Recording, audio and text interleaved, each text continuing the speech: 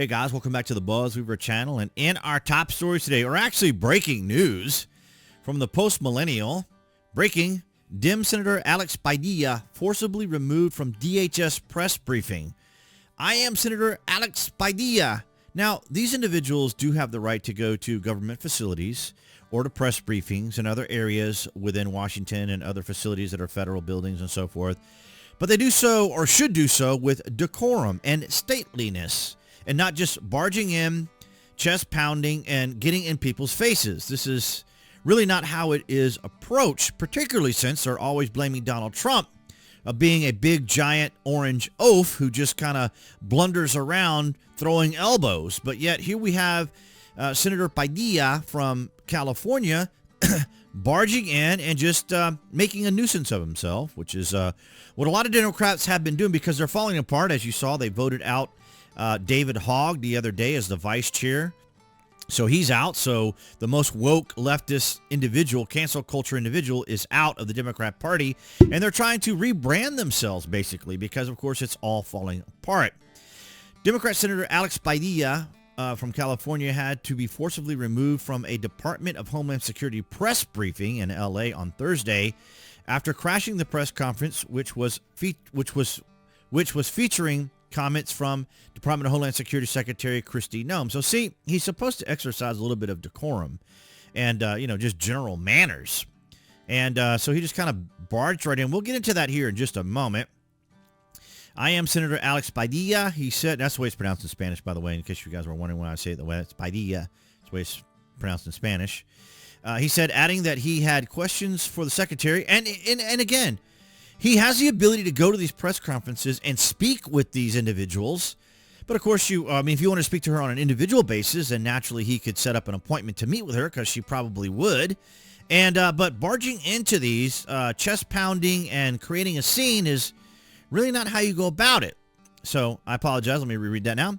I am Senator Alex Padilla, he said, adding that he had questions for the secretary as he was shoving to get past apparent security personnel in the briefing room as he was removed. Now, of course, he could have introduced himself and let people know who he was and what was going on. Or as I said, he could make an appointment, make an arrangement for these things to happen. Of course, I'm not surprised that Mayor Bass is the one who posted this. What just happened to Senator Alex Padilla is absolutely abhorrent and outrageous. I agree. He should have behaved himself. Yeah, he should have behaved himself and got into the press conference and perhaps even asked a question when she was finished speaking, for one thing. And it's just, yeah, he's a U.S. Senator. Yeah, he is. But these are people who are supposed to be acting with decorum, right? These are people that are supposed to be gaining the public trust.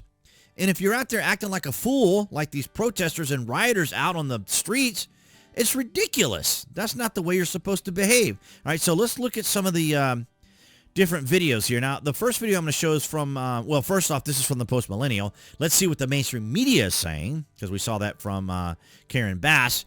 Senator Alex Padilla is forcibly removed, as we know.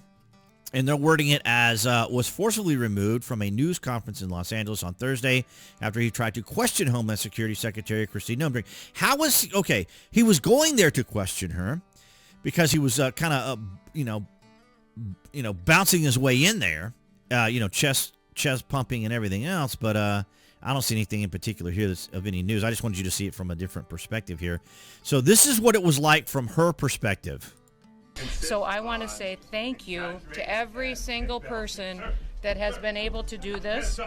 Also, I want to talk specifically to the rioters and to the politicians in Los Angeles. Hands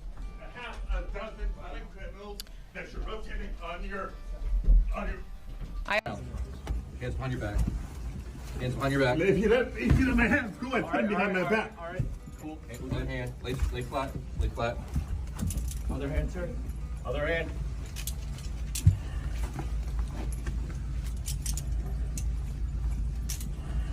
There's no recording allowed out here. I did not know. There's no recording allowed out here per FBI, right? Okay, so you guys get the point. And as Tim Pool was saying yesterday in his commentary, the Democrats are essentially, this is their point of attack. This is their propaganda. This is their fallback plan, and that is to create as much chaos and disorder as possible But more importantly, as he mentioned, they are looking for their George Floyd moment, right? They're looking for that one pivotal point where they can leverage it against Donald Trump, say that the current administration is just inciting all this sorts of activity, while it is them, as you can see here with Padilla doing what he did. And of course, this weekend, we have the No Kings protest across the United States, as we covered here this week, 2 different videos, and obviously completed one earlier today for the Friday vlog. So make sure you catch that tomorrow. And so basically, yeah, they're just out there basically just showing off. Here's another angle of it. I'm Senator Alex Padilla. I have questions for the Secretary, because the fact of the matter is a half a dozen violent criminals that you're rotating on your heads off. Okay, she wasn't even finished speaking. You know what I mean? She wasn't even finished speaking. That's fine if he wants to ask for questions. Wait for her to finish what she's saying, dude. Give me a break. This is just like the same thing that happened at the facility in New Jersey with the senator there, who's now been indicted, and she's going to plead not guilty. That's fine if you want to go to these facilities that allow you to go there, but exercise a little bit of decorum. Exercise a little bit of statesmanship. You know, go there with as a normal human being who's trying to see what's going on, you know, with courteousness and so forth. It's just so stupid. And here it is out in the hallway. Of course, you guys have already seen it all there. But here's, this is from Eric Doherty. I thought it was kind of amusing. So here's Jamie Raskin, chest pumping himself, orchestrates an angry, decisive march with Democrats to Senator Majority Leader John Thune's office to demand action after Senator Alex Padilla got removed from Noem's press. He barged in. He busted into the news conference and started a disruption. What do you, what in the world do you think was going to happen? He knew that was going to happen. He wanted that moment. The Democrats want these moments. It's all part of their performative act. They are so desperate right now. It is sad. But this was just hilarious to me. We need to put some music to this. Here comes Jamie. Here comes Jamie. And remember, it was Jamie that we played here last year, where he was saying that they were going to, go through the certification process and say that Donald Trump would not be certified. But what's funny about that is the Democrats galvanized all of it. So they galvanized it just in case Donald Trump lost, and then Donald Trump wanted to challenge it.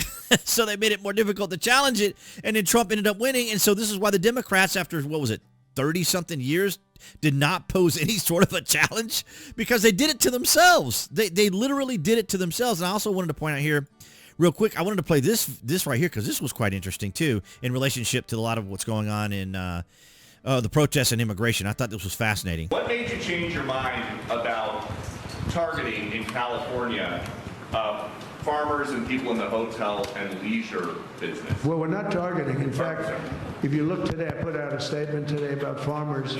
Our farmers are being hurt badly by, they have very good workers. They've worked for them for 20 years. They're not citizens, but they've turned out to be, great.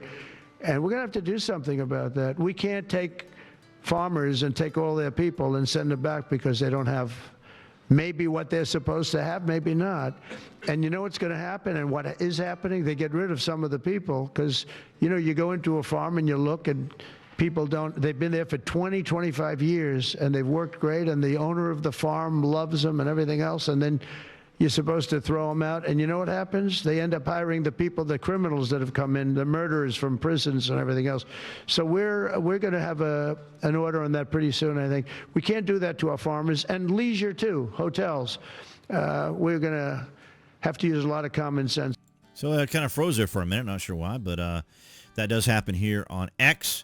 But it was interesting because yesterday I saw some people posting about, look, the FBI and ICE and so forth are going to farms and these, that, and the other.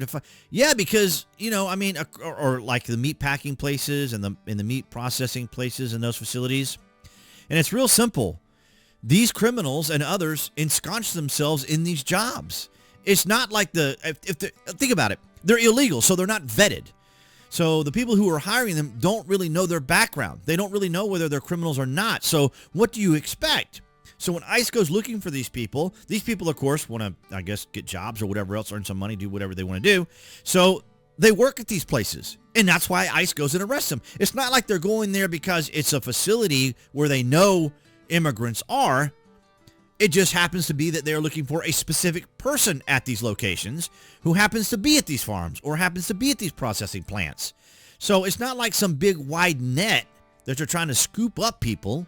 Well, we did see something similar to that in Florida, but that's probably because the particular people that were hiring them, they were probably targeting the people that were hiring these individuals, and they happen to be there and to arrest these individuals who are illegal immigrants. But as Trump is saying here with like the farmers and stuff that have had these individuals, these illegal immigrants who have, participated here in the United States and contributed to the United States. And that's the argument the Democrats are trying to make as well.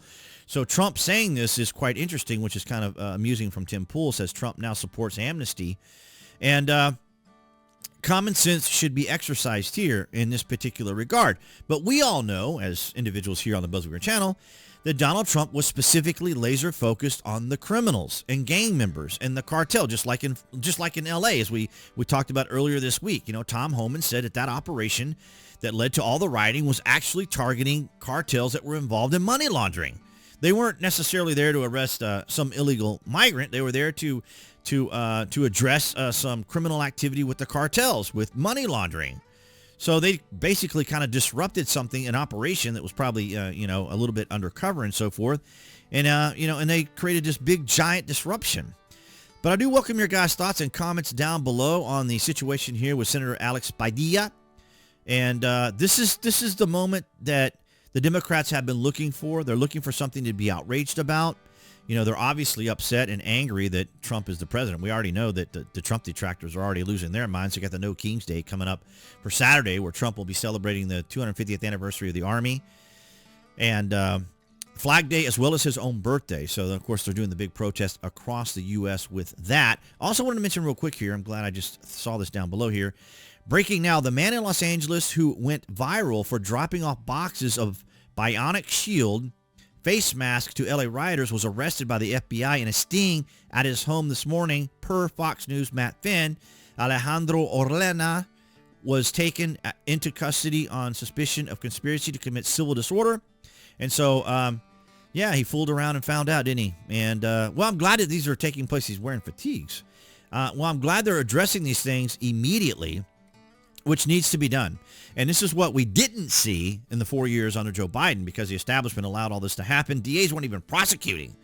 So it was like they would get arrested in some case when things got extremely bad, but then they were just released. But let me know what your thoughts are down in the comments section as we see this continuing escalation. Some even say a civil war, because we saw a post yesterday from someone mentioning, why doesn't Gavin Newsom get his own National Guards and then go and stop the other National Guards? Could you imagine, ladies and gentlemen, if you had that situation happen? That is absolutely outrageous that they would call for Gavin Newsom to reach that level. So it's really extraordinary. But let me know down in the comment section, have you been impacted in your cities? Are you from California? Are you from the area, from the region? Are you being impacted by any of this? Let me know down in the comments section. But it is kind of wild how all this is unfolding, as we talked about here in 2025. But so far, Trump's approval is doing really well. Man, people are approving of what he's doing and what's going on. So, yeah, that's good for him.